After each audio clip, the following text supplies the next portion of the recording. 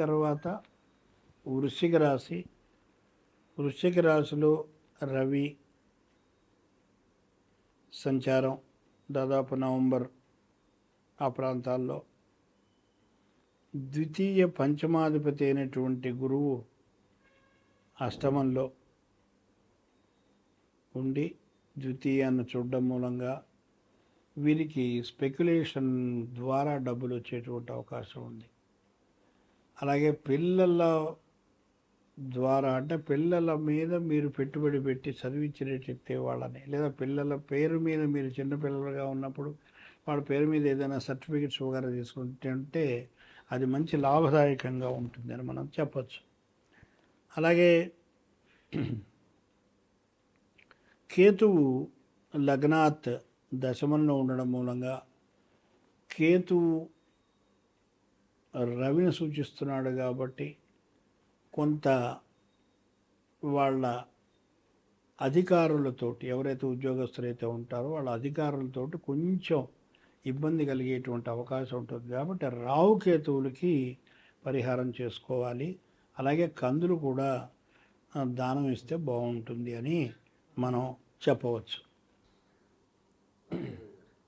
ఇప్పుడు జగల్లగ్నం. ఈ జగల్లగ్నం పూర్వకాలంలో మనకు రాజులు వేటకి వెళ్ళేవాడు. వాడు తిరిగి వస్తాడో రాదో తెలియదు, ఎందుకంటే మనం మృగాలు తినేయచ్చు, ఏదైనా కావచ్చు. అప్పటి పరిస్థితులను బట్టి వాళ్ళు రకరకాలుగా అంచనాలు. ఇందాక మనం చెప్పుకుంది వర్షలగ్నం, చైత్ర శుక్ల పాడ్యమి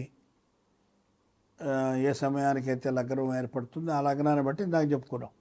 ఇప్పుడు జగల్లగ్నం అంటే రవి మేషరాశి ప్రవేశం ఏ రోజైతే, ఏ సమయానికైతే అవుతుందో ఆ రోజున మనం చక్రం వేసి రవి మళ్ళా కర్కాటక, తుల, మకర, 1 మేషం, కర్కాటకం, తుల, మకరం, ఈ 4 రాసుల్లో సంచారాన్ని బట్టి దేశ యొక్క గోచారం చెప్పడం అనేటువంటిది ఒక సాంప్రదాయం. ఇది బ్రహ్మాండంగా మనకు తెలుస్తుంది. మంచి ఈసారి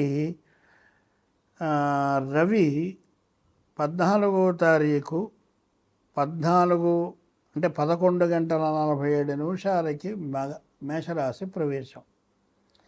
తత్కాల లగ్నం వచ్చి మిథున లగ్నం అయింది. లగ్నంలో గురువు ఉన్నాడు కాబట్టి డెఫినెట్లీ దేశం మంచి పురోగభివృద్ధి జరుగుతుంది అనేది ఫండమెంటల్ పాయింట్. రెండోది, గురువు యొక్క దృష్టి పంచమ స్థానం మీద, సప్తమ స్థానం మీద, నవమ స్థానం మీద ఉంది. పంచమ స్థానం అంటే మనం చేసినటువంటి కృషి యొక్క ఫలితం. మనం కష్టపడి పాపం వ్యవసాయదారులు రాత్రి అనక పగలనక పొలాలు దున్ని సంవత్సరం అంతా ఇడిచే చివరి పంట కోసం పాపం తపతపలాడుతూ ఉంటాడు. ఆ టైంలో కనుక వరదలు వచ్చాయనుకోండి, పరిస్థితి ఏంటి? సో అలాంటివి రాకుండా ఈ గురువు అంటే దైవబలమే, ఇట్స్ ఎ లక్, అది ఉన్నది వ్యవసాయదారులకి అని చెప్తోంది. అంటే పంటలు బాగా పడతాయి, వ్యవసాయదారులకు ఈసారి డబ్బులు బాగా వస్తాయి. తర్వాత సప్తమ దృష్టి ఉంది అంటే మన దేశం ఇతర దేశాలతోటి మంచి సత్సంబంధాలు ఏర్పడి అభివృద్ధి చెందుతుంది అని చెప్తోంది. అంటే కొత్త సంస్కరణలు ఏర్పాటు చేస్తారు. కేంద్రానికి మన ప్రజలకి మధ్య మద్దతు బాగా ఉంటుంది. పరిపాలనా విషయంలో మంచి సపోర్ట్ వస్తుంది బీజేపీకి కానీ, లేకపోతే మన ప్రైమ్ మినిస్టర్ గారికి కానీ. అయితే షేర్ మార్కెట్ బాగా పుంజుకుంటుంది. తర్వాత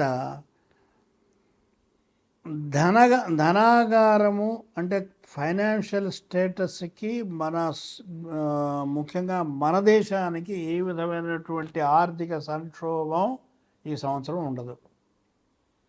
అలాగే కొత్త సంస్కరణలు మనం ఇందాక అనుకున్నాం. ఇతర దేశాలతోటి మన దేశం యొక్క పేరు ప్రతిష్టలు ఇందాక కూడా చెప్పుకున్నాం, అదే ఇక్కడ మళ్ళీ రిపీట్ అవుతుంది.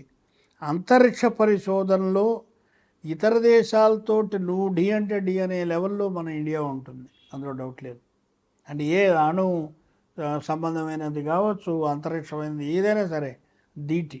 అందుకని ఇప్పుడు మీరు చూస్తున్నట్టయితే అమెరికా కానీ మిగతా కంట్రీలు కానీ ఆలోచిస్తున్నారు. ట్రంప్ మొదట డ్యాన్స్ చేసినప్పుడు ఇప్పుడు చేయట్లేదు. మిగతా వాళ్ళందరూ కూడా ఎప్పుడు మనకి ఇండియా యొక్క సపోర్ట్ దొరుకుతుందా అని చూస్తున్నారు. ఆర్థికంగా బాగా నిలదొక్కుంటుంది, మంచి నిలకడ వచ్చేస్తుంది, మనకి మంచి వర్షాలు కురుస్తాయి. క్రీడారంగంలో మనం ఎప్పుడు విజయం సాధిస్తాం ఈసారి. అలాగే అగ్ని ప్రమాదాలు, వాహన ప్రమాదాలు మాత్రం చాలా జాగ్రత్త అండి.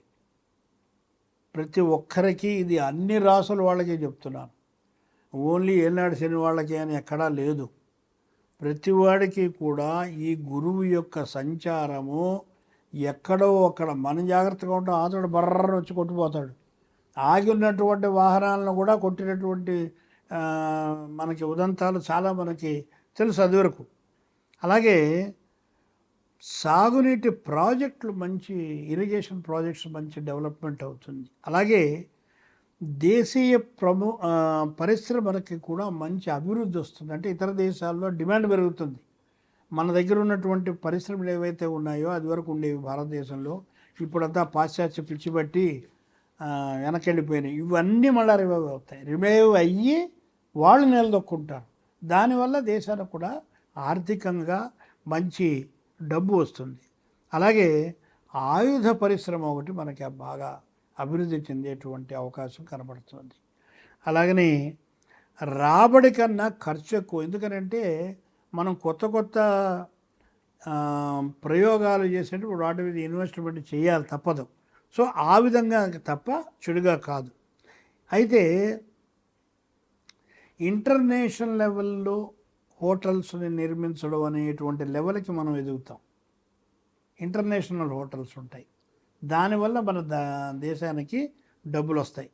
అలాగే టూరిజం డిపార్ట్మెంట్లో మంచి పేరు ప్రఖ్యాతులు వస్తాయి, మంచి ఫుల్ ఫారినర్స్ ఎగబడతారు ఈసారి మీకు.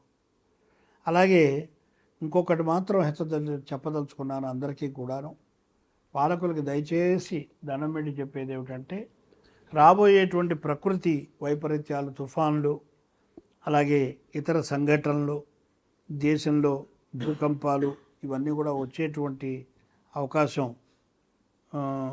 ఉన్నది. కాబట్టి కొంచెం ముందస్తుగానే కాస్త సీనియర్ మోస్ట్ ఆస్ట్రాలజర్స్ ఎవరినైనా సరే గవర్నమెంటు వాళ్ళని పిలిచి వాళ్ళతోటి సంప్రదించి మాట్లాడి వాళ్ళు ప్రణాళికలు చేసుకున్నట్టయితే ఎంతో ఉపయోగం ఉంటుంది. మీరు వెళ్ళేటువంటి దోవలో ఏ విధమైనటువంటి అడ్డంకి కూడా రాదని చెబుతూ స్వస్తి ప్రజాభ్య.